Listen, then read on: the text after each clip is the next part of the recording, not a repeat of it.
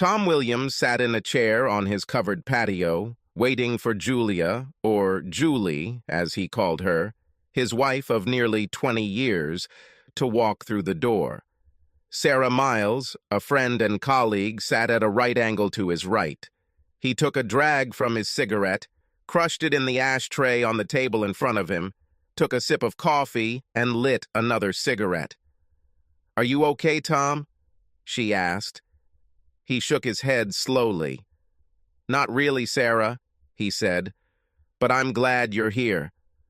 "That's what friends are for, Tom," she said. He nodded his head and remembered his marriage. Nearly 22 years ago, he completed his 4-year career in the Marine Corps, serving as a military policeman and member of Parliament. All he ever wanted to be was a police officer. To be more precise, he wanted to become a detective. After serving in the Corps, he returned to college as a full-time student, taking advantage of his veterans' benefits. His goal was to get a degree in criminal justice and become a police officer. There he met Julia. She was finishing her business degree, and they were taking the same business law class. For her part, she immediately took a liking to the Marine combat veteran. With a height of just over 180 centimeters, he weighed 90 kilograms, solid muscles. Broad in the shoulders and narrow in the hips, he looked imposing in any uniform he wore. They dated, fell in love, and got married after graduating from high school. She was about 5 years younger than him and had already been engaged once. She never explained why they broke up, only that he graduated from high school a couple of years before her and moved to New York. He really didn't care about her previous boyfriends. Hell, he was something of a wildcat in the Corps, chasing women wherever and whenever he could. But when he met Julie, he knew he had met his soulmate and was determined to settle down with her. They got married immediately after graduating from school. He was able to get along with the police department, but it was 6 months before he could get into the police academy, so he was assigned to work as a 911 dispatcher. He knew it was temporary, but at least he was doing something and bringing home a salary. Julie went to work for an investment firm that had offices all over the country. Together, they earned enough to pay for a small but nice apartment, which suited them well. They spent most of their time in the bedroom anyway. She liked her job, but the only part of her job that Tom didn't like was the mandatory quarterly meetings back east, either in Washington, D.C. or New York. They usually consisted of seminars on the latest changes in legislation, but sometimes they included meetings with various officials, she said. The trips usually lasted only 3 days, but could last as long as a week. He hated it when she was away from him, but she shocked him when she returned. She gave birth to their first child, Andrew, about 6 months after he graduated from the police academy, which was about a year and a half after they married. 2 years later, she gave birth to their second child, Marie. She had a difficult time giving birth to Marie and convinced him to have a vasectomy. Both children inherited their mother's blonde hair and piercing blue eyes. His mother suggested that he test their DNA to make sure they were his, but he rejected her attempts, saying that Julie would never cheat on him. "If you say so," his mother said quietly. About 5.5 years after joining the police, Tom took the detective exam and passed with flying colors. He also passed the oral exam with ease, thanks to his continued study and time spent in the Corps. No one expected him to become a detective so early in his career, but he did, surprising everyone, including himself. The promotion couldn't have come at a better time, as they wanted to buy a house big enough for their family. They found a nice 2-story, 3-bedroom house in a decent area and bought it. By this time, Julie had earned a couple of promotions and was also bringing in more money. A couple of months after he became a detective, he accompanied Julie to her company's Christmas event, which was held in the ballroom of the local Marriott Hotel. Julia introduced him to Alf Henriksen, a middle manager who came to town from New York. "Oh yes, one of the best in the city," said Alf, shaking Tom's hand. "I heard you just became a detective. I'll definitely sleep better tonight knowing you're at work." "Thank you," Tom said, suppressing his irritation. Something about this guy haunted him. Like Julie, he had long blonde hair and the deepest blue eyes he had ever seen on a man. But there was something else about this guy that haunted him. However, he could not pinpoint exactly what was wrong. "Anyway, it looks like the stronger one won, huh?" he asked in a tone that confused Tom. Alf grinned, noticing Tom's confusion. "You know, I was once engaged to Jules. This was before I graduated from high school and came to New York." "I see," said Tom. "In any case, I'm glad we finally met," said Alf. "I've heard so much about you. Is it true that you received one of those silver medals in Iraq?" "Silver Star," said Tom. "Yes, it's true." "Ah, a war hero," said Alf. "Well, thank you for your service." "I'm just doing my job," Tom said in a non-committal tone. "The real heroes are usually those who return home in coffins." "Of course," said Alf. Tom danced with his wife and watched her dance with Alf a couple of times. He saw the tall man whisper something to Julie, but other than that, he didn't notice any inappropriate touching between them. When they finished, he walked Julie back to their table and pointedly handed her back to him. "It was nice to see you again, Julie," Alf said. "And it gave me great pleasure to finally meet you, sir," he added with a slight bow to Tom. "Me too," Tom said, noticing the slight grin on the man's face. As they drove home, Tom turned to Julie. "Was this the guy you were engaged to in college before we met?" he asked. "Yes, it was him," she said quietly. "Don't you think it would be a good idea to let me know that you're working with an old guy?" he asked. "He works in New York and we don't see each other often," she said. "He works in a completely different department than me. I'm sorry. I just didn't think it really mattered. It was so long ago. However, you're right. I probably should have told you about this. Forgive me?" Tom smiled and giggled. "Of course," he said. "So, what happened between you two, if you don't mind me asking?" "Not at all," she said. "I wanted to get married and have children. He wanted the benefits of marriage, but not the responsibilities. You know, kids, mortgage, bills, all that stuff. When he left for New York, he made it clear that he would probably date other women. I decided it would be better to end the engagement." "I see," said Tom. "Do you have any regrets?" She smiled, looked at him, and shook her head. "No at all," she said. "I have everything a girl could dream of." She took his right hand in her left and brought it to her lips, kissing it. "And right now, I would love it if you could take me to our bedroom and make mad, passionate love to me." "Your desire is my law, my love," he told her. He never met Alf again, and Julie never mentioned his name, so he put the meeting aside and never thought about it again. The quarterly meetings continued, and Tom never saw anything in her behavior or actions that indicated there was a problem. She was always loving and attentive, and their married life seemed quite prosperous. As time went on, Tom met several of Julie's friends from her office. They seemed friendly enough, but he had the feeling that they were hiding something. He became quite close to Alice, one of her colleagues, when she and her husband witnessed an armed robbery at a bank downtown. He caught the robber, and the couple testified in court. By this time, he had served in the police force for more than 17 years and had risen to the rank of police lieutenant.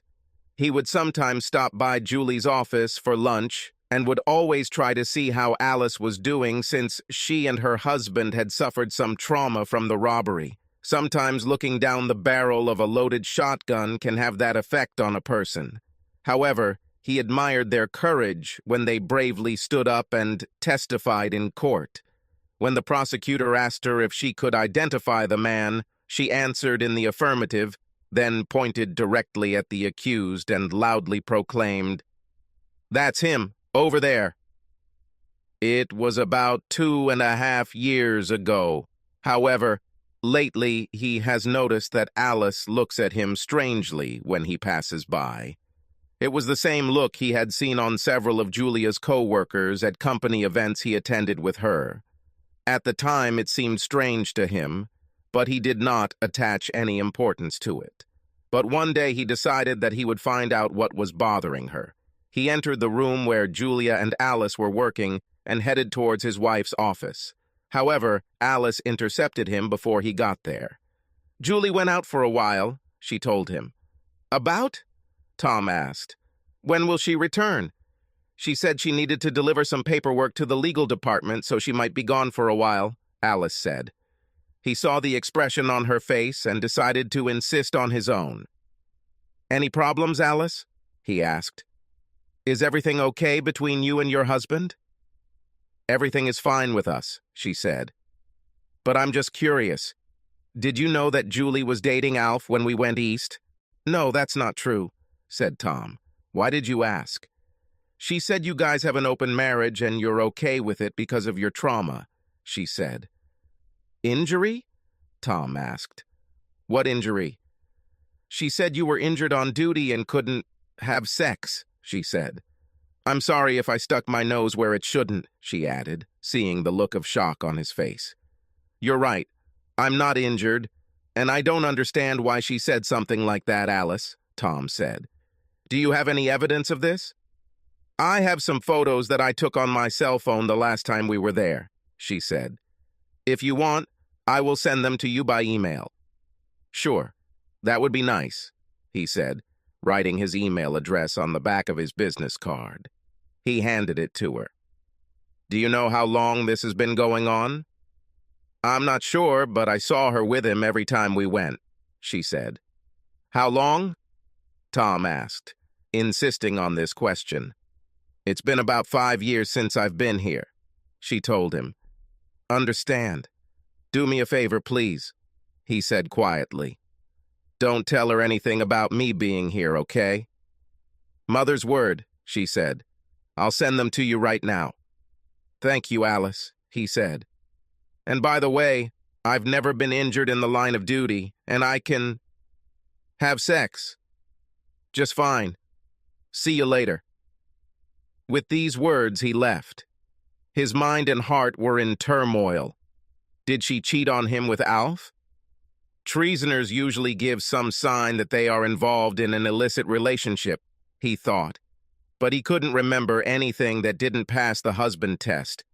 Julia always seemed loving and attentive and never gave the slightest hint that anything was going on. Of course, he never checked her luggage or demanded that she describe her route in detail to him. She always called every evening when she was not at home. But it didn't really mean anything. He knew that Alice might have been exaggerating a bit, so he decided to wait until he saw the photos before taking any further action. He received them about 10 minutes after he left Julie's work.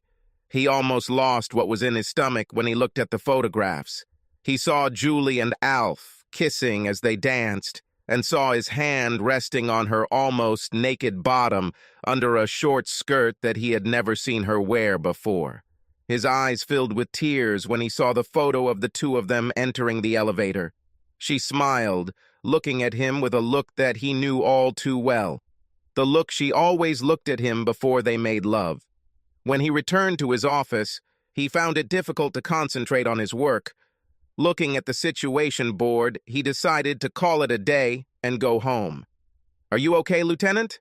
asked one of the other detectives as he walked out. "Heartburn," he said. "I must have eaten something. I'm heading home for the rest of the day." "Okay," said the detective. "See you tomorrow." "Yes, see you," Tom said, leaving the room. Returning home, he grabbed a beer and sat down at his computer. He opened his calendar to see when Julia's next trip back east was scheduled. He saw that it would happen just a couple of days later, on Friday. Judging by the colored strip that highlighted the days on the calendar, she would be gone for a whole week. He copied the photos from his phone to his computer and enhanced them. He zoomed in on Alpha's face, and that's when the bottom fell out of his world. Now he understood why this man's face had awakened something in him all those years ago when they had met. He took out photographs of his two children and compared them with Alf's. Damn, he thought. Andrew was a dead ringer for Alf, and Marie came in second. Fighting back tears, he knew he had to get proof of their origin. He found the number for a company he knew that provided fast and accurate DNA testing and called. After he asked them to put the first aid kit aside for him, he was about to leave when his cell phone rang. He knew from the beep that it was Julie. "Hello," he said. "Tom, are you okay?" she asked worriedly. "You speak as if you are out of sorts. Everything is fine?" "It's just that the case I'm working on is a little frustrating," he said. "Besides, my stomach is a little sour." "What's happening?" "Well, you know I have a week's trip back east, so I'll be working late with the managers here on the itinerary," she said. "We'll probably go out for dinner and then have a couple of drinks, so I can't be back until after 11 Sanj. Could you watch the children tonight?" "No problem," he said. This was nothing new. She always met with management before their quarterly meeting and knew she would probably get home well after 11:30. "Thank you very much," she said. "Make sure they go to bed by 9:30. They have tests tomorrow, and I want them to get a good night's sleep." "Of course," he said. "You are the best," she said. "See you later. Love you." "Yes," he said. "I love you too." They finished the conversation, and Tom realized that the hardest thing in all of this was pretending that there were no problems between him and Julie. If what he suspected was true, it would mean that she had been cheating on him their entire marriage. The only way he could get through this without going too far was to treat it the way he would treat any criminal case, with a cold, hard detachment. Follow the clues and see where they lead. He took a DNA test and got home before the kids. He realized that he would have to wait until they were asleep before he could get anything from them. The last thing he wanted was for them to know what was going on. They weren't stupid and would have known what was going on if he had asked them for a cheek swab. He hated the ploy but decided it was necessary. He then looked at his contact list and found the name he was looking for. Roger Dunleavy is a former police detective who retired a couple of years ago. He moved to New York, his hometown, and founded his own private investigative service. His specialty was cheating spouses. He called, hoping to catch him there. "Dunleavy and Associates," his friend said when he answered. "Roger, how are you, you old dog?" Tom asked. "Tom Williams? Is this really you?" asked Roger. "Yes, it's me," said Tom. "How are things going lately?" "Well, there are more cheating spouses than you can imagine," Roger said, chuckling. "What's the matter? Finally realizing you'll never be captain and want to get in on the action? I could use a good man like you." "Nope," said Tom. "But perhaps I have a job for you if you want to take it. And of course I will pay." "Don't tell me you think Julie is cheating on you," Roger said. "I'm almost sure of that," said Tom. "And if what I suspect is true, then this has been going on for a long time." "Fuck you," Roger said. "She'll be in town for a week starting on Friday," Tom said. "I'll email you her itinerary and a photo of her and the guy I suspect she's cheating on me with." "I understand you want the full range of services," Roger said. "Audio, video, photographs, written report." "Yes, all that," said Tom. "Don't hide anything. I must know the whole truth. So, how much do you think this will cost me?" "Listen, Tom," said Roger. "You've saved my ass more than once. Just cover my expenses, buy me a beer, and we'll be done with this." "I don't want to take advantage of you," Tom said. "Damn it," Roger said in his New York accent, making Tom laugh. "I owe you a lot." "Thank you, Roger. You are a real friend," said Tom. Roger laughed. "Now you get it," Roger said. "Let me give you my secure email address." Tom wrote down the address and spelled it out to make sure he got it right. "Thank you, old friend," said Tom. "As soon as I have her itinerary, I will email it to you." "I'll dig," said Roger. "We'll talk soon." They ended the conversation just as the children returned home from school. "Is pizza okay for today, guys?" he asked, entering the living room. "Yes, of course," they said. "Mom left for one of her meetings again?" Andrew asked. "Yes," said Tom. "She's leaving on Friday and will be gone for a week." "A week, then?" asked Marie. Tom couldn't help but notice the sarcasm in her voice. "Yes, a week," he said. "So you two need to be on your best behavior. You know, I'm armed and handcuffed," he added jokingly, making them both laugh. He ordered pizza, and they ate in the living room while watching TV. "Guys, are you ready for tomorrow's tests?" he asked. "Yes, to a large extent," Marie said. Andrew said the same thing. "Well, maybe you guys should spend some time with your books before heading to the bunk," he said, using the nautical term for bed. "Mom lets us stay until 10 cheer on test days," Andrew said. "Don't be a fool," said Tom. "Lights out exactly at 9 p.m. "Shouldn't it be at 9 p.m., Dad?" asked Marie. "You're absolutely right, dear daughter," Tom told her. "Now come on, go upstairs." They grabbed their books and headed upstairs. Tom watched them go to their rooms. They were good children, and he loved them very much. He just hoped he wouldn't find what he suspected. He returned to his office and took out a blank white notebook. If he was going to treat this like an investigation, he wanted to do it right. He placed the paper in it and began to take notes, starting with the information Alice had given him. He printed and attached the photos she sent him. He then placed the comparison photographs he had taken of the children's faces in a notebook and wrote underneath them, "Paternity." He opened his calendar and quickly glanced at the dates. Meetings with Julia took place every 3 months, like clockwork. After noting the children's birth dates, he did a countdown and realized that in both cases, her pregnancy apparently began around the time of these meetings. Were these coincidences? He asked himself, already knowing the answer. He thought about it and remembered the conversation they had on the way back from the party where he met Alf. What did she say? This was after she told him that she had no regrets. "I have everything a girl could dream of," she told him. Certainly. A lover, no doubt, with a lot of equipment and a clueless husband at home who takes care of her children while she goes off to have sex in the big city.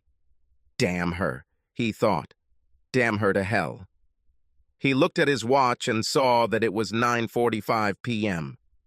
He closed the notebook and locked it in his desk drawer. He grabbed the DNA test kit and looked up. Seeing that the lights were off in the children's bedrooms, he crept closer and looked inside. Of course, his 2 angels were fast asleep. He grabbed what he needed and in the blink of an eye had 2 fresh DNA samples without even moving them. He made sure they were covered and kissed their foreheads before leaving their rooms. He added his own DNA to the kit, filled out the paperwork, and put it all in his briefcase. He hated doing it, but decided it was what had to be done. Sitting in his deep chair, he thought about the current situation and what he would do when he learned the truth. If she cheated on him, divorce was inevitable.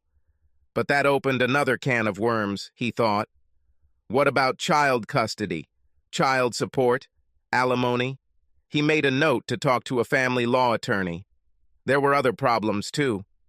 Could she be charged with fraud or perjury if she knew Alf was the father but listed him on the birth certificate? If Alf turns out to be the father, could he be held liable for child support back? "What have you done, Julie?" he asked himself. He trudged to bed, but found that he could hardly sleep.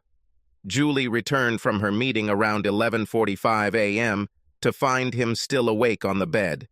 "Are you okay?" she asked. "Not really," he said. "Do you want to talk about it?" she asked. "This is the case I'm working on," he told her. The guy comes home and discovers that his whole marriage was a lie. Finds out that the children he supported for more than 10 years are not even his children.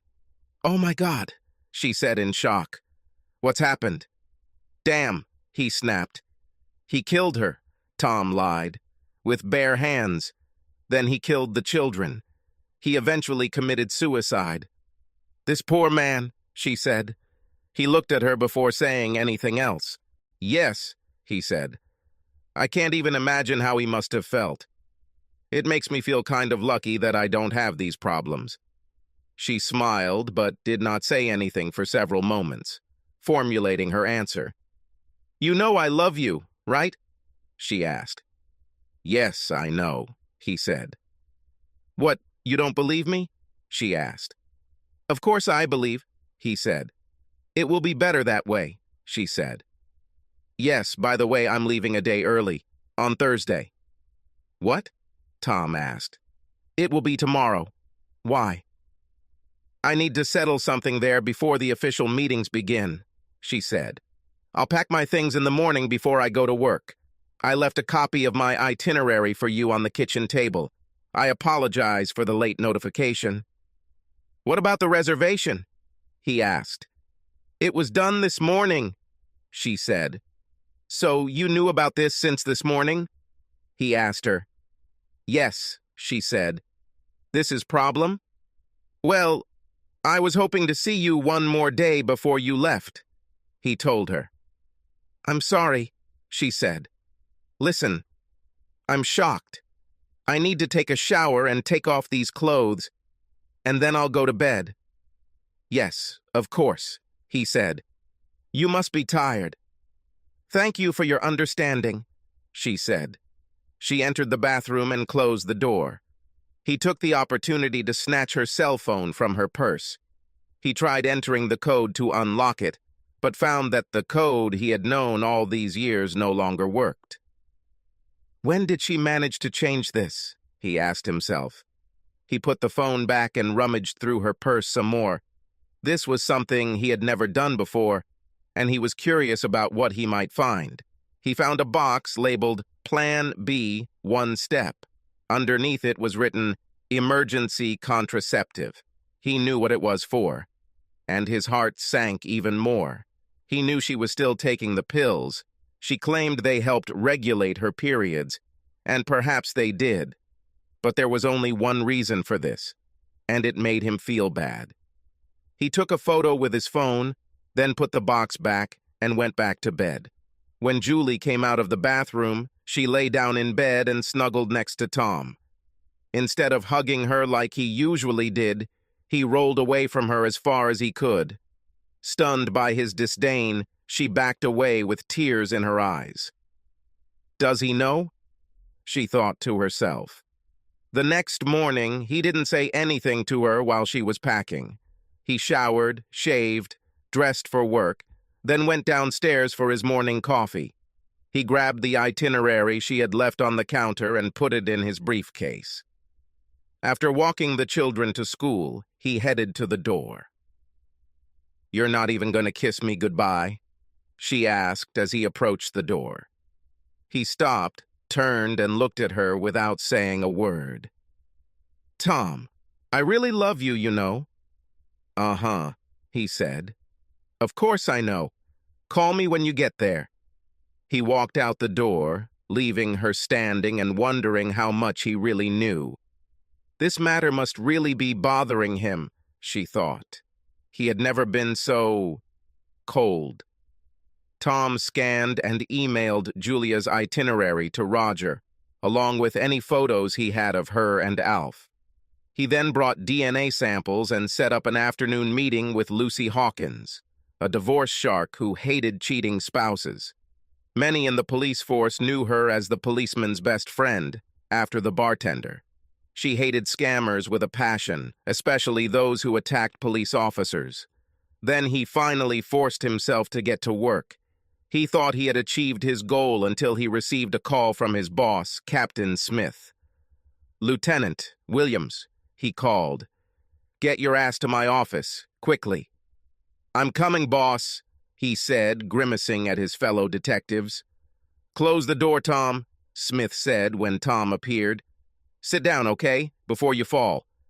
Tom was sitting in the captain's office. Smith closed the blinds. He looked at Tom before speaking. Okay, Tom, lay it out. said Smith. "What's happening?" "I think my wife is cheating on me," said Tom. "Welcome to the club, buddy," Smith said. "It happens to all of us at one time or another." "You don't understand," said Tom. "What?" asked Smith. "Is your case special?" "I think she cheated on our whole marriage," Tom said. "I have reason to believe that the children are not even mine." "Oh, hell, Tom," Smith said. "This sucks. I'm sorry to hear it." "I have an appointment with Lucy this afternoon," said Tom. "Fine. Maybe you should stop by and talk to Wilkerson, too," Smith said. "What, a local psychiatrist?" Tom asked.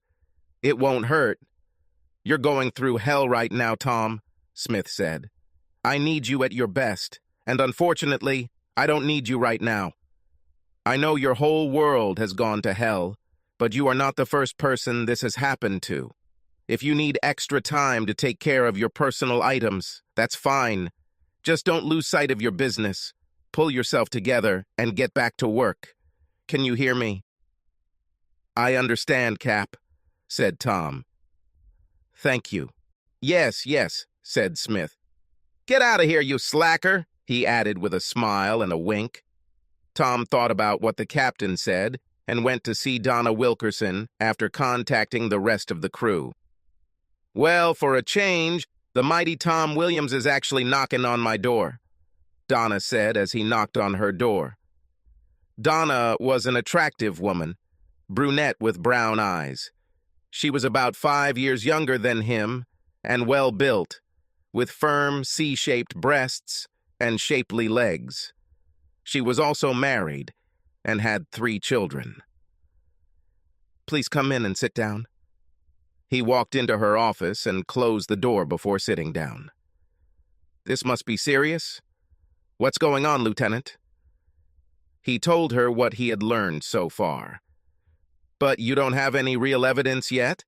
she asked. "I'm in the process of getting it now," he told her. "Have you already talked to a lawyer?" she asked. "I have an appointment with Lucy Hawkins this afternoon," said Tom. Donna nodded her head. "This is serious, right?" she asked. "Yes," he said. "If what I suspect is true, I will never be able to forgive her or turn a blind eye to it." "We're done." "Have you already told the children?" she asked. "No," he said. "Not yet." "You know they'll be devastated by this," she said. "You're the only father they've ever really known. If you're not careful, they can be traumatized for years to come." "I know," he said. "But I always taught them to tell the truth, no matter how much it might hurt at first. I can't hide it from them. Eventually, they will find out. It's better if it comes from me first." "How do you cope with all this?" she asked. "Not very good," he said. "If what I suspect is true, then the last 20 years have been a lie." "I take it you haven't talked to your wife about this yet?" she asked. "No, first I wanted to put all the facts together," he said. "That's probably reasonable," she said. "Maybe we should talk a little more after you figure out what's really going on. And remember that your children are the most important thing in your life. Their needs must come first." "I never forgot it," he said.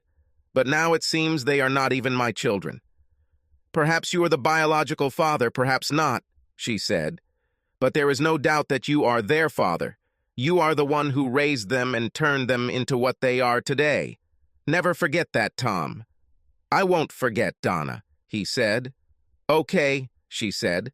"I think we should talk a little more after you get all the facts together. You'll get through this, Tom. No matter how much it hurts now, you will get through this. Just don't let it destroy you or your children. My door is always open, Tom, and just so you know, everything we talk about here remains confidential."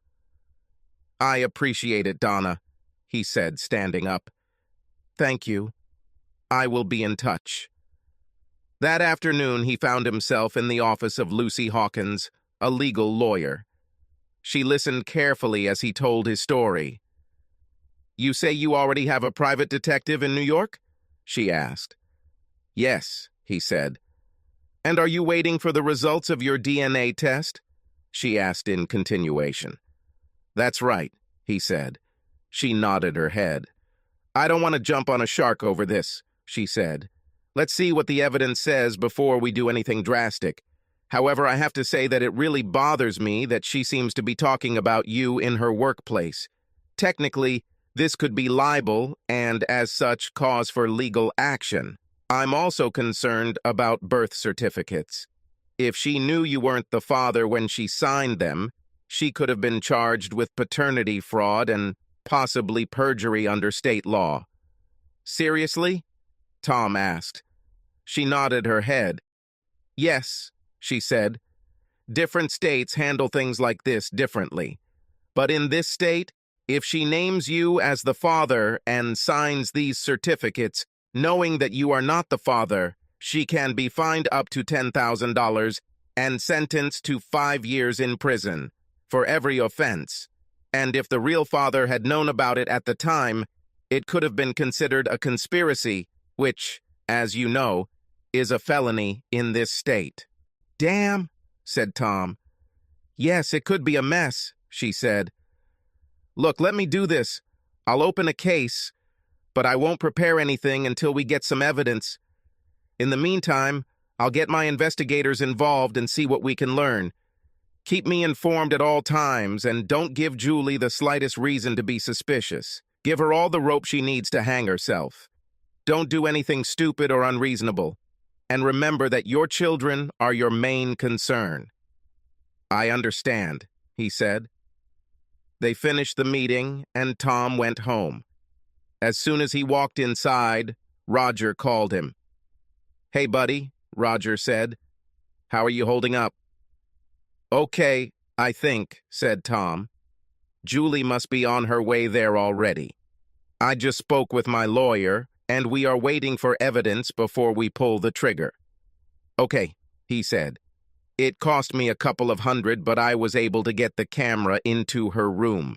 It is voice and motion activated and has its own web server for downloading. Let me give you the IP address and you can check it yourself if you want. You can even record streaming video. Okay, give me what I need, Tom said. Roger gave him the address and login credentials, and Tom wrote it all down. Thanks, buddy, he said. Anytime, Roger said. I'm on my way to the airport now. Her plane is due to land in about an hour, and I'll look after her. We'll talk to you soon. They finished the conversation, and Tom turned on his computer. Julie Williams sat in the window seat of a plane bound for New York. She reflected on her life while looking out the window. For almost 20 years, she was married to the most wonderful man a girl could ever dream of. He was a respected and decorated police officer dedicated to his job and his family. He was an amazing father to her 2 children. He doted on children, taught them to fish, play ball, and even took them to the shooting range when they were older and taught them how to use firearms. Part of her felt guilty about what she had done all these years, but she couldn't help herself. Alf was her first true love, and he had the biggest manhood she had ever known. Moreover, he knew how to use it. She wanted to marry him and have children with him, but he made it clear to her that he did not want to burden himself with children. She was sad when he left for New York, and even sadder when he said he would date other women. But she decided that if he could do it, then she could too. And then she met Tom Williams, a Marine veteran who wanted to become a police officer. In terms of physique, Tom was very similar to Alf. He could be demanding when necessary, but unlike Alpha, he treated her like a queen. They fell in love, and she decided to marry him. But she also wanted Alpha's children. She kept in touch with Alf, mostly through email and text messages. Tom respected her enough to never ask about her past, and she used that to her advantage. By now, Alf had built up a reputation at Apex Financials, and it was his recommendation that secured her the job. Her affair with him began at the very first quarterly meeting in New York. She knew she would have to be careful and always took extra steps to keep Tom in the dark. She called him every evening when she was out and made sure she came home spotlessly clean. Since she only wanted Alpha's children, she made a birth control schedule. She and Tom discussed children and decided that she would take birth control pills until they were ready. She did take the pills as agreed, but stopped taking them right before the trips without telling her husband. Several times when he initiated sex, she pushed him away, saying she was on her period or wasn't feeling well. The truth was that she didn't want to risk getting pregnant by her husband. Tom was 3 months into the police academy when she became pregnant with Andrew. She knew it was Alpha's child, but she told Tom it was his child. He was shocked because he knew she was taking pills, but at the same time, he was excited at the prospect of having a little boy or girl. When Andrew was born, she immediately knew it was an Alpha baby. Tom was so engrossed in watching the little boy that he never paid any attention to it, but his mother did, more than once. Tom insisted that his wife would never cheat and dropped the matter.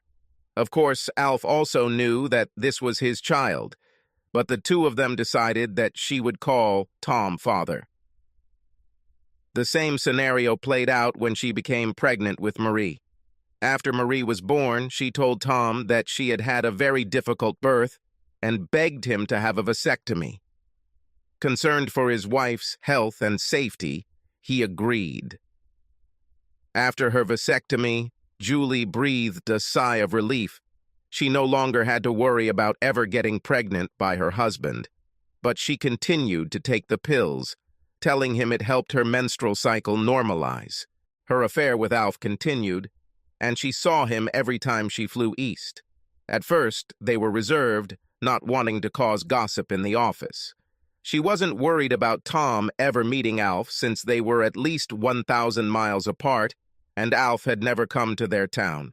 That is, until the night of that Christmas party. She cornered Alf when she first saw him and told him to be calm around Tom.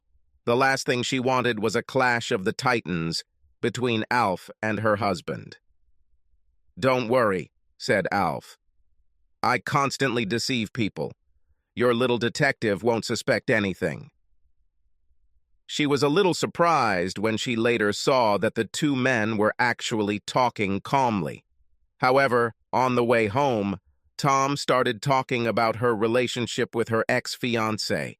When he asked her if she had any regrets, she deflected the question by saying that she had everything she could ever dream of. And it was true.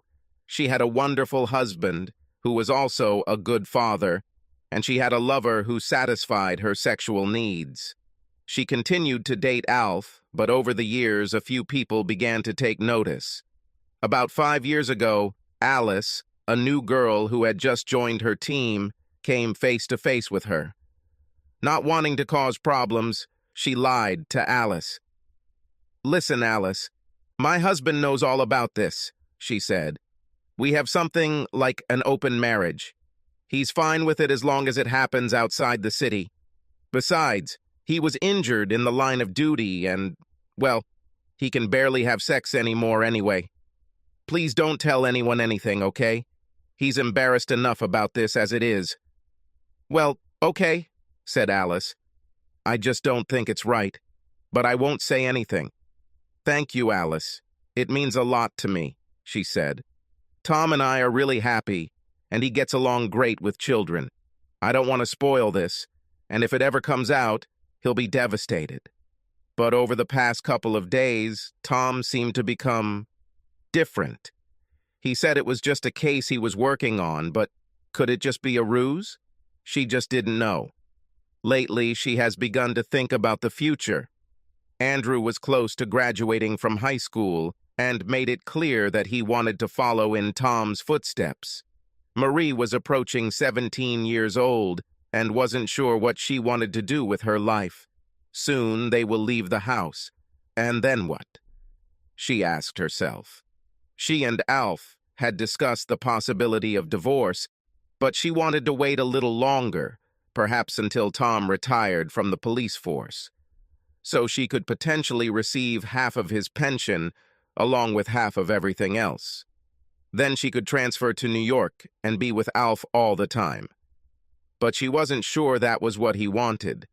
She was brought back to reality when the captain announced that the plane was beginning its descent to LaGuardia Airport. She sat down and, noticing the flashing sign above her head, set down her tray and fastened her seatbelt. Tom watched the monitor on his screen. He looked at his watch and figured that she should be in her room any minute. Suddenly the video started, and he saw his wife enter the room, followed by Alf. He was stunned to see how similar this man was to his children. While he watched, Julia set her bags on the floor, then turned and gave Alf a searingly hot kiss. Tom felt sick. A few minutes later, the two of them were doing a horizontal mambo on the bed. "Oh, God, I needed this," she said when they finished. "Me too," said Alf. "Tell me, how are things going with Deputy Friend?" "Please don't talk about Tom like that," Julia said. "He is a very respected police officer." "Yes, yes," Alf said mockingly. "I see how much you respect him. He's so good that he still doesn't understand what you've been doing behind his back all these years. Heck, he's been raising my kids this whole time, and he still has no idea. Maybe I should send him a card for Father's Day to thank him for the brilliant job he did." "Don't you dare," Julia said, slapping his hand. "When are you going to leave him?" he asked. "Not until the children leave the house," she said. "Maybe only after he retires. This way I can receive a decent portion of his pension.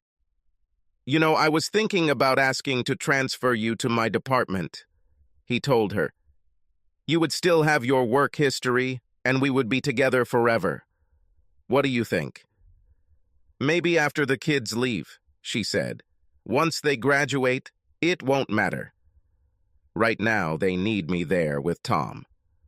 "Okay, what time period are we talking about?" he asked. "Well, Marie will soon be 17, she said.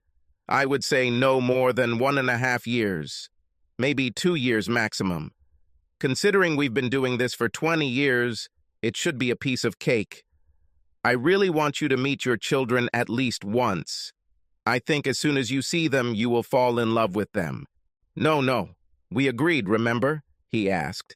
"From the moment you first became pregnant, we said that I would not have contact with them. We even agreed that you would marry them off to Tom's children, remember?" "I remember," she said. "I just think it would be nice if you met them."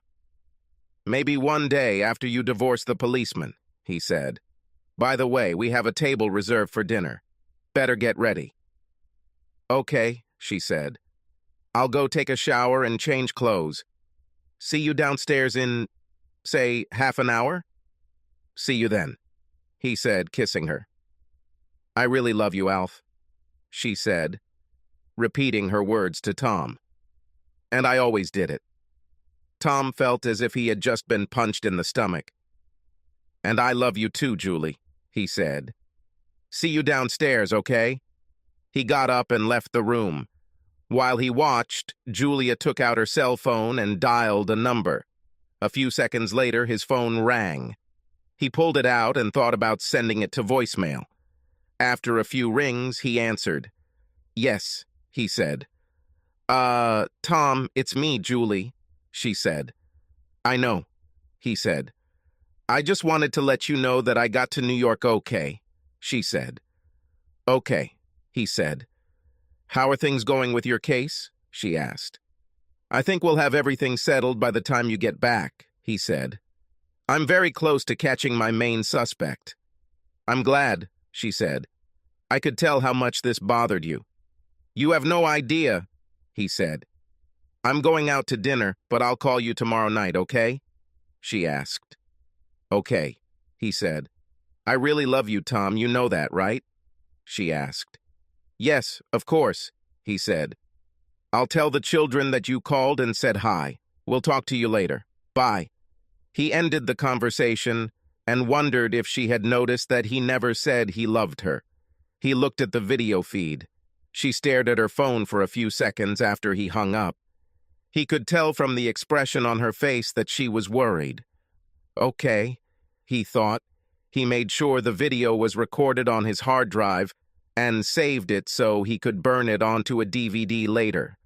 Turning off the monitor, he headed into the living room.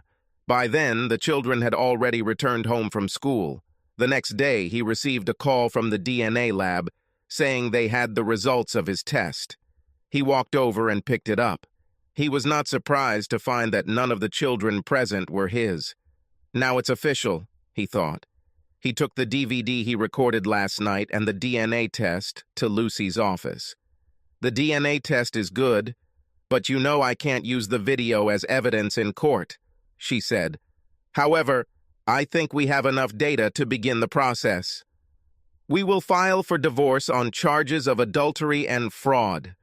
This is a community property condition, but the court takes adultery into account when it comes time to divide the property.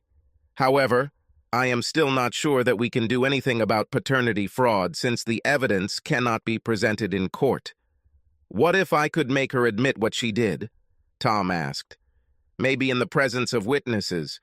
Let me think about this for a moment, she said. Come see me on Wednesday. I'll think of something by then. Okay, see you on Wednesday, he said, before leaving.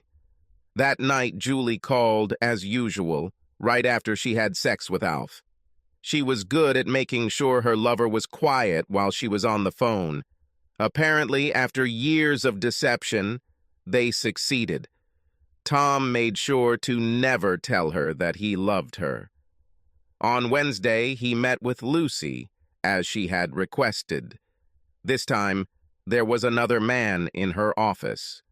Tom knew him. Marvin Morrison, the district attorney.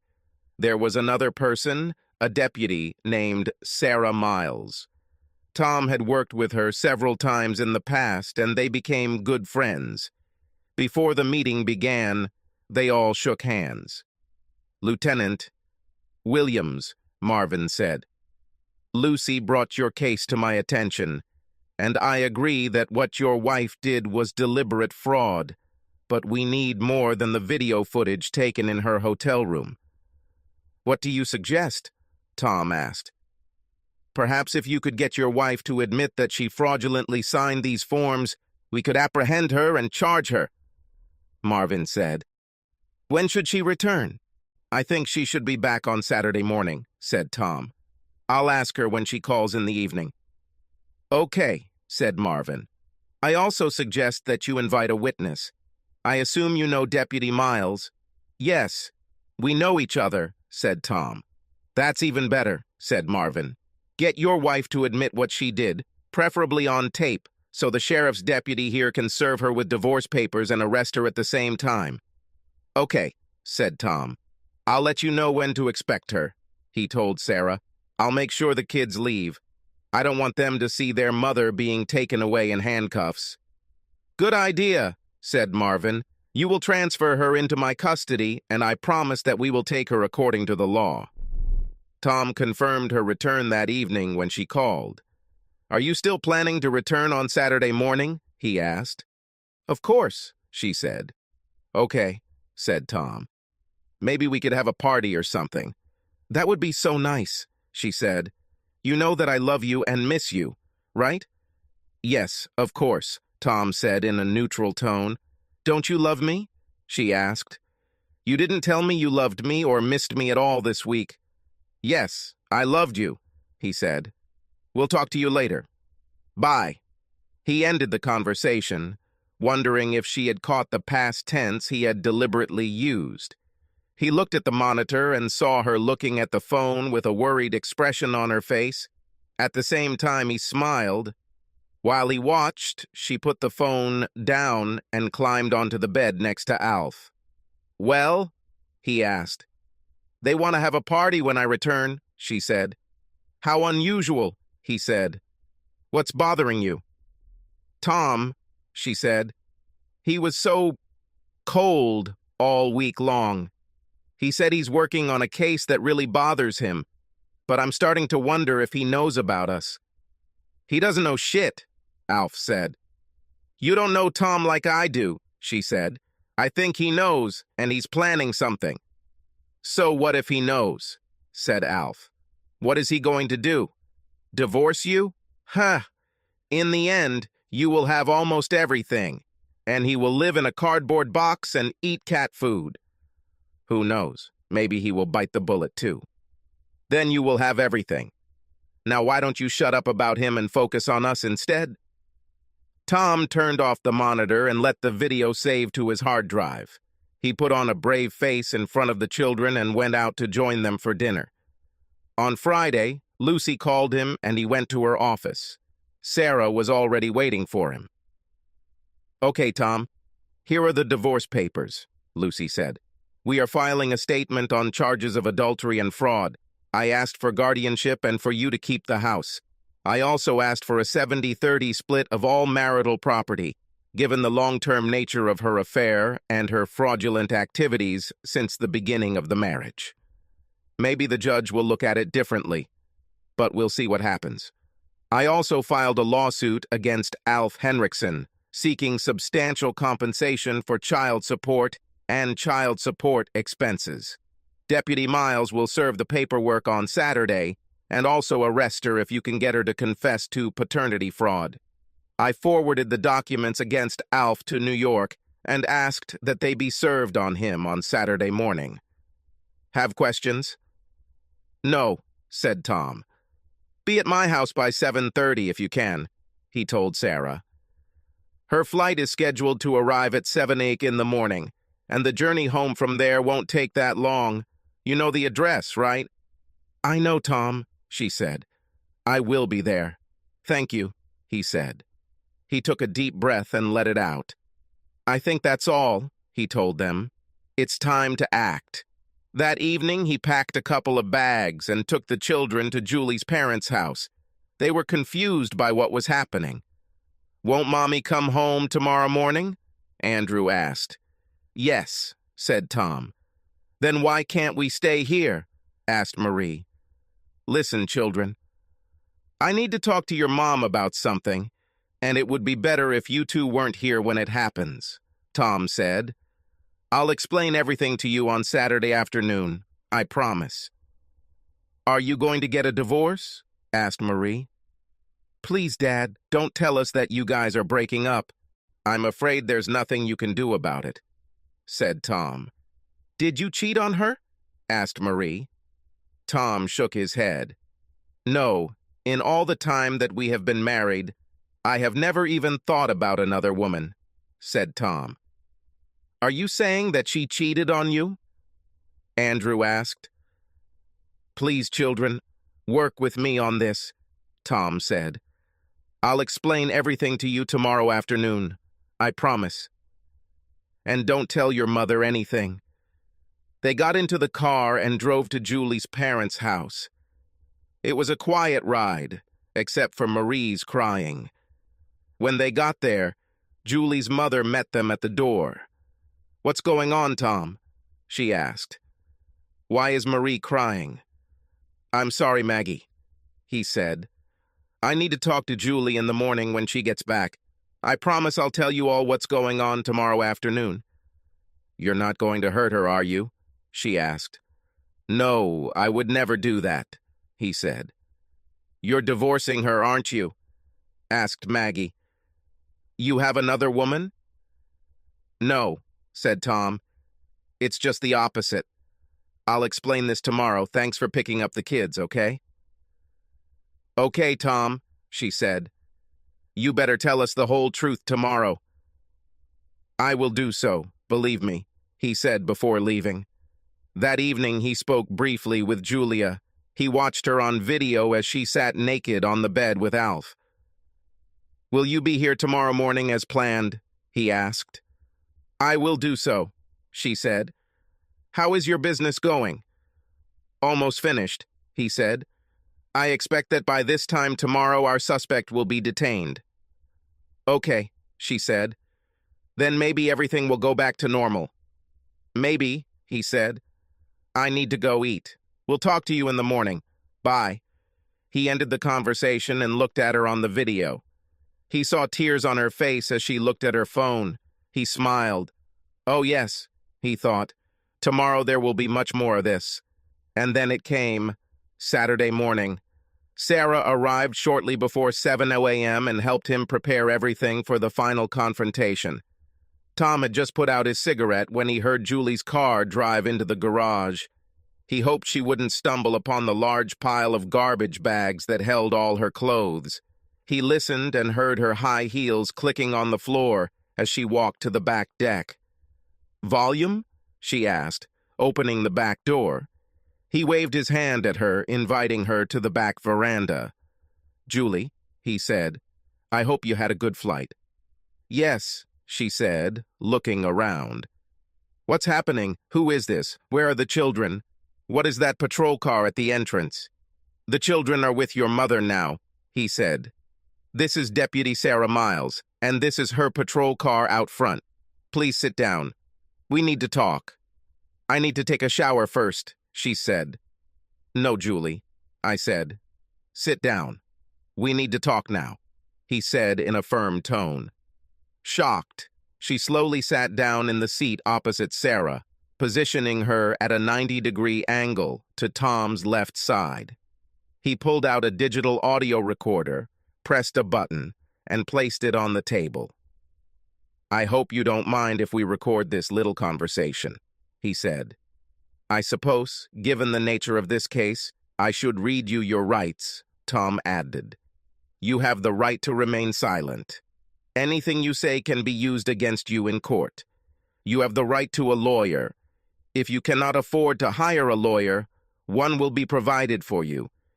Do you understand these rights as I read them to you?" he asked. "Of course," she said, shocked. "But I'm not one of your suspects. I don't need a lawyer because I haven't done anything. What's going on, Tom?" "In fact, you are a suspect," he told her. "In fact, my main suspect." He pulled out 2 sheets of paper and placed them in front of Julia. "Do you recognize these forms?" he asked. "Yes, of course, I will find out," she said. "What is it?" he asked. "These are children's birth certificates," she said. He nodded his head. "For the record, these are certified true copies of the birth certificates of Andrew Jackson Williams, 18, and Mary Constance Williams, 16, Tom said for the record. "Whose name is that on the signature line?" he asked. "This is my signature," she said. "On both of them." "Could you please read the text under the signature?" he asked. "Yes, it says, 'Under penalty of perjury, I certify that the above is true and factual,'" she read. "Who is listed as the father?" Tom asked. "Of course it's you," she said. "Read the name, please," he said. "Thomas Jefferson Williams," she read. He pulled out another piece of paper and placed it in front of her. "What is this?" she asked. "It's a DNA test done by the Acme lab here in town," he said. "Pay attention to 3 samples. Sample A was taken from an adult male, namely from a certain Tom Williams. Sample B is from Andrew Williams, and Sample C is from Mary Williams. Please see the summary below." It says that the subjects represented by Sample B and Sample C are related to each other, but neither sample is related to the subject represented by Sample A, she said. "In English, this means that I am not the biological father of the 2 children listed on these birth certificates," he said.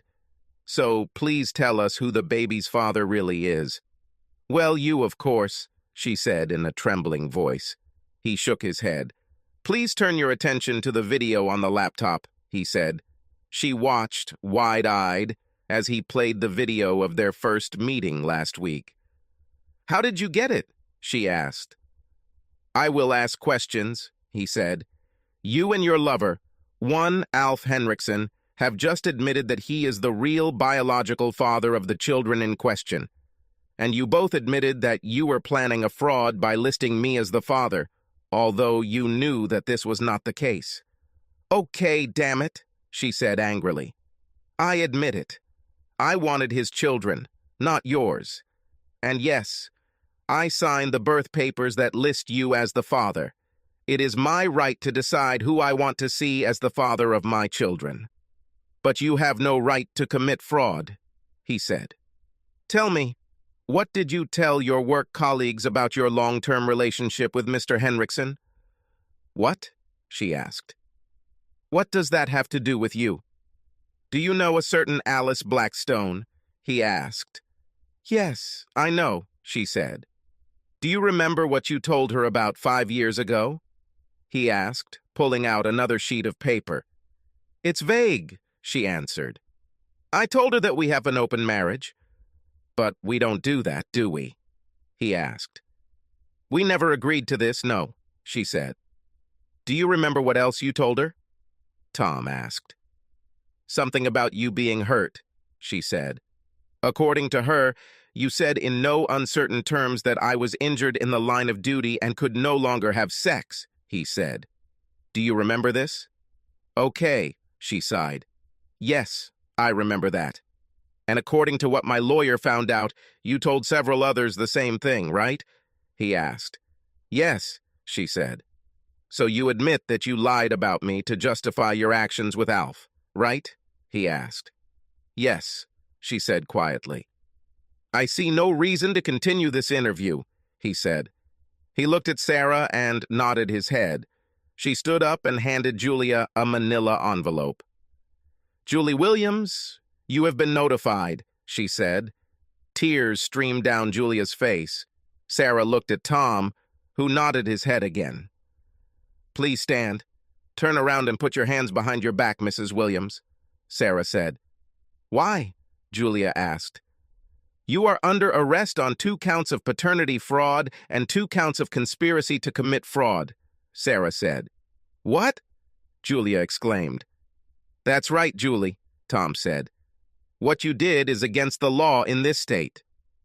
Adultery is also a misdemeanor in this state, but the district attorney tells me he probably couldn't get a conviction in that case. However, I think it would be a good idea to hire yourself a lawyer. Before speaking, he looked at Sarah. Take her away from here. Sarah began to lead her away. Julia turned and looked at Tom, tears streaming down her cheeks. Tom, please, I love you, she cried. Please don't do this. I'm glad to hear that from you, said Tom. I shudder to think what you would do to me if you didn't like me. He watched as Sarah led a crying Julie to the patrol car at the entrance. Sarah put her in the back seat and drove away. Tom was relieved that it was all over, but he felt an emptiness inside that surprised him. He loved her for over 20 years. How could she betray him like that? Now it's time for the hardest part. He will have to come face to face with Julie's children and parents and tell them what happened. How will he explain to 2 children that he had to put their mother in prison? Even though Alf was the biological father, he was the one who raised them. He grabbed his laptop and the USB drive with the edited video and drove to Maggie's house, wondering what he would tell them. When he got there, he knocked on the door. Maggie opened it and invited him in. I think it's time to explain everything, he told her. Where are the children? They're in the backyard, she said. Let me go get them. You might as well call Cliff, Tom said. He should hear it too. Cliff was Julie's father, and Tom always looked up to him. A few minutes later, they were all in the living room. What's going on, son? Cliff asked. Where is Julie? I suspect she's already in the county jail by now, Tom said. To jail? Cliff asked. For what? Everyone else was shocked too. It's a long story, said Tom. Let me explain. He looked at the children before continuing. He hoped they wouldn't hate him after today, but deep down he knew he had done the right thing.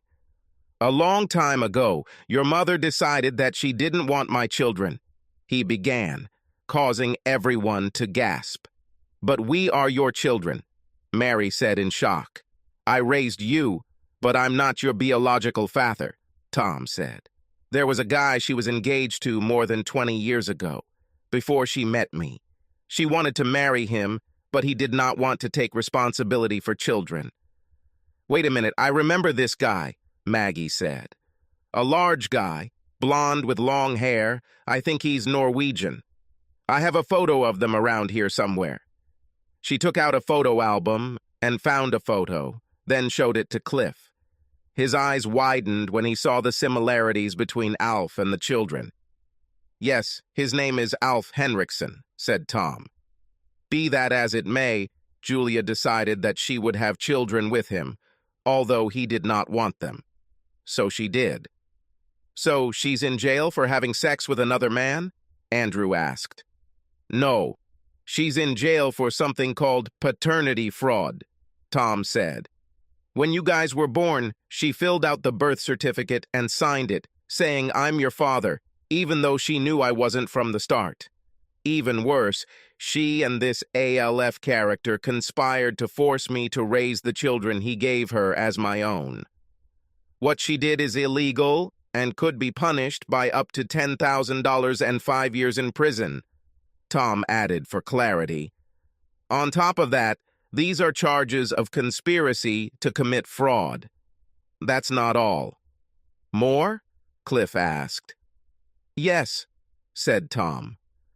"After Marie was born, she asked me to have a vasectomy, although she knew that the children were not mine.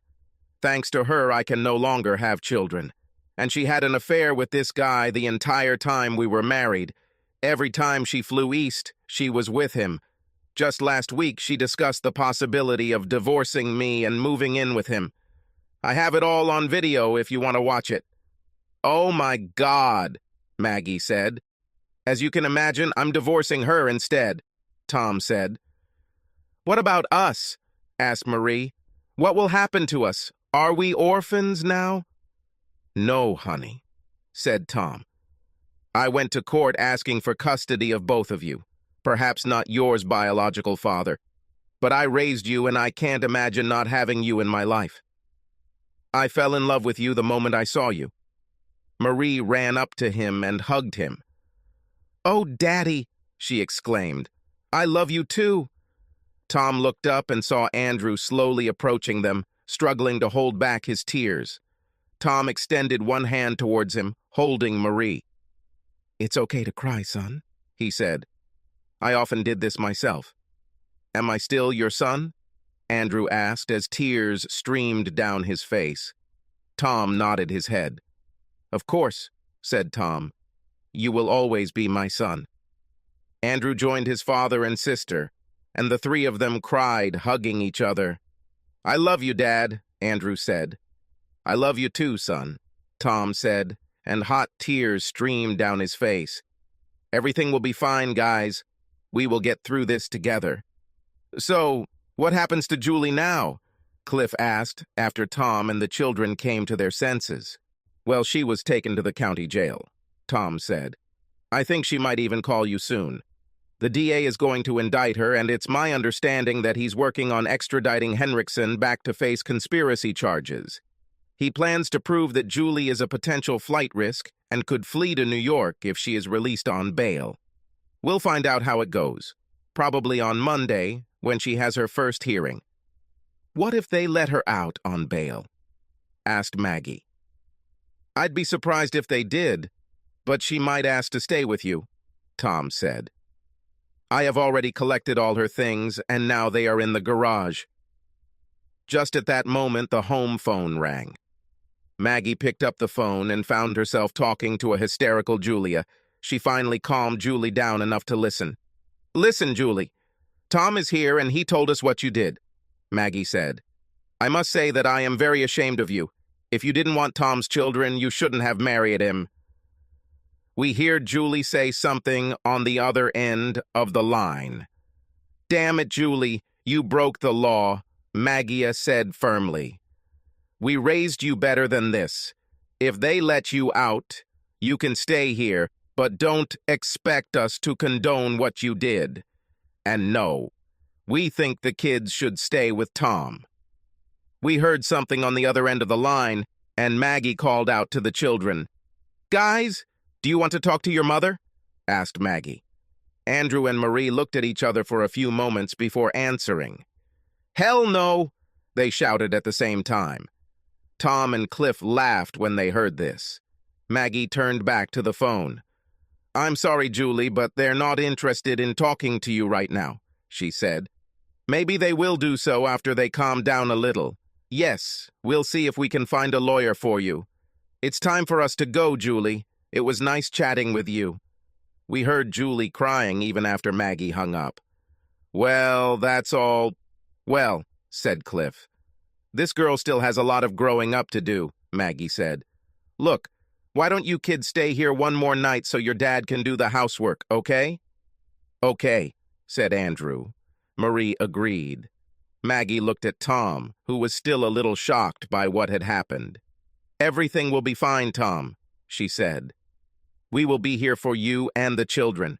Why don't you go home and clean yourself up? You can come get them tomorrow." "Thank you," Tom said, hugging her. Cliff shook his hand, and Tom hugged the kids again. "See you guys tomorrow," he told them. "I love you both and am very proud of you." "We love you too, Dad," Marie said. Julie was brought in for arraignment the following Monday. After hearing arguments from District Attorney Marvin Morrison, the judge ordered her held without bail, fearing she might flee the area and head to New York to be with her lover. 3 months later, a jury found her guilty of 2 counts of paternity fraud and 2 counts of conspiracy to commit fraud. The judge sentenced her to a total of 10 years in prison and made her eligible for parole in 6. Her company fired her after the verdict. Alf was extradited, tried, found guilty, and sentenced to 5 years in prison. He will be eligible for parole in 3 years. The company fired him too. The civil case against him took a little longer, but the jury awarded Tom a significant award, which he immediately donated to the Children's College Fund. The defamation suit was dismissed after a judge ruled that Tom suffered no actual damages. Tom's divorce was granted based on Lucy's application. Julie received 30% of their joint bank accounts, which Tom had set aside for her so she could access it upon her release from prison. He never visited her in prison, but the children did once. After that, they never returned. Andrew told Tom that Marie was so upset and angry with their mother that she almost had to be restrained. Andrew graduated from high school and followed in his father's footsteps. He joined the Marine Corps and became a military policeman. Tom was so proud of his son that he took Marie to watch him graduate as an honorary recruit in his platoon. Tom continued his police service and was finally promoted to captain after Captain J. Smith retired. His personal life had virtually disappeared, and he had no desire to date. This did not stop Marie from playing the role of matchmaker. One day she came home with a note and gave it to him. "My English teacher, Miss Harris, wants to see you tomorrow after school," she said. "I know you're stuck at your desk right now, so there's no reason why you can't be there." "You're not trying to play matchmaker again, are you?"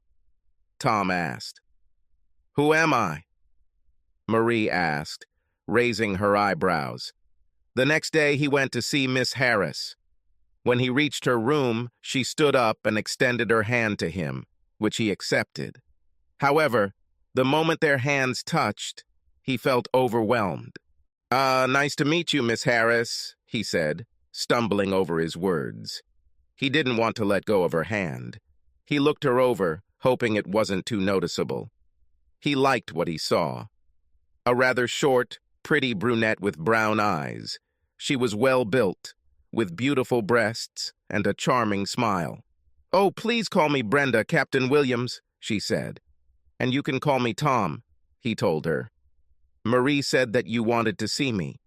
"Did she say that?" Brenda asked. Did I say that? I don't remember. Well, it's always nice to meet the parents of my students. I understand you're divorced." "Yes, that's true," he said. "And you are raising a teenage daughter alone?" "I'm impressed," she said. "This must not be easy." "Well, I'm armed and I have handcuffs," he told her with a smile. She laughed. He noticed she wasn't wearing any rings, but he could see the dents on her finger. "I see you are not married."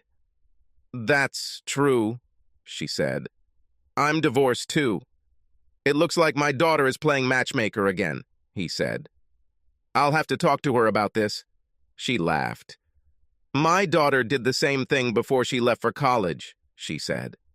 Well, I'm sorry to take up your time, he said. I'll leave you alone with your work.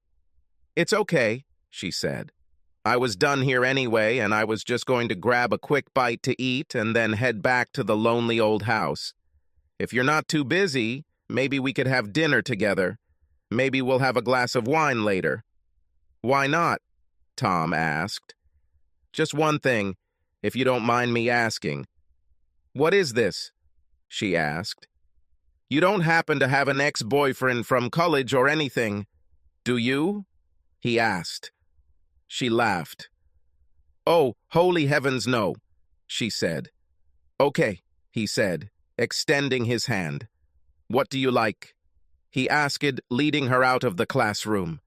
Subscribe to our channel so that your second chaff doesn't cheat on you, and go ahead and listen to the next story, because this story is nothing compared to the next one.